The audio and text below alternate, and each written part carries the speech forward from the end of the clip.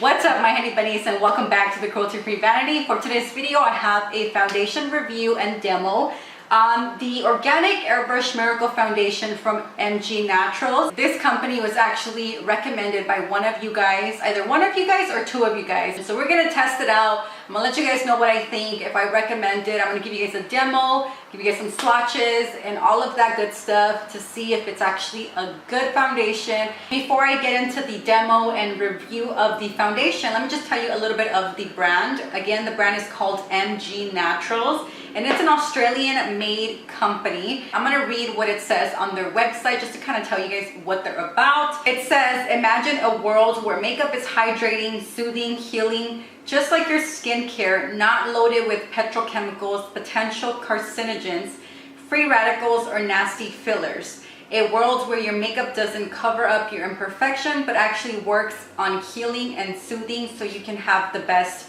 skin possible. Well, that's the world here at MG Naturals. It's also 100% titanium dioxide free for anybody who is allergic to that ingredient. So all of their products are titanium dioxide free, which is amazing. I've been testing this foundation out for like 2 or 3 weeks already, and I've been really enjoying it. So I wanted to come and do a video on it. This is also a requested video. I think 2 of you guys asked if I can do reviews on makeup that's titanium dioxide free. Besides the foundation, they also have a mineral silk, which is a loose powder foundation, a summer BB cream, and they also have a BB cream.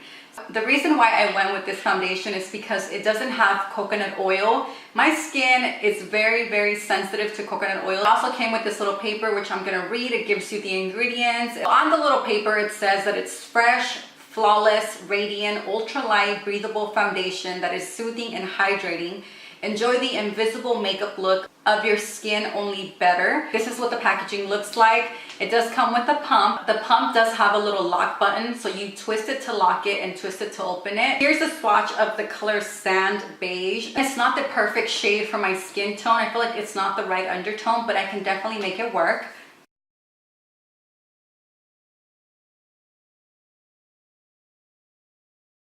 So I'm going to start by prepping my skin. I know some of you guys really like when I show you guys how I prep my skin before applying foundation. I always spray my face with a little bit of rose water. Again, this is from Evan Healy.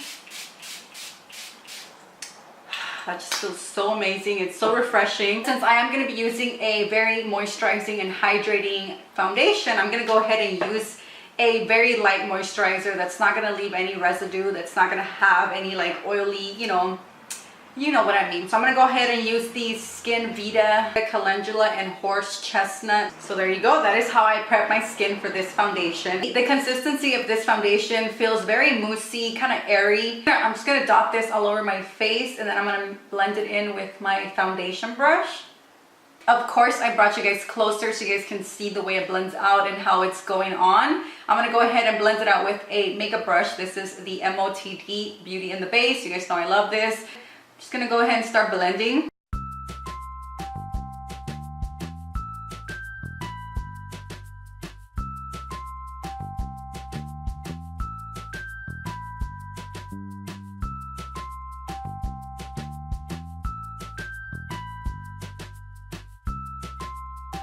This is one pump on only half of my face, as you can see.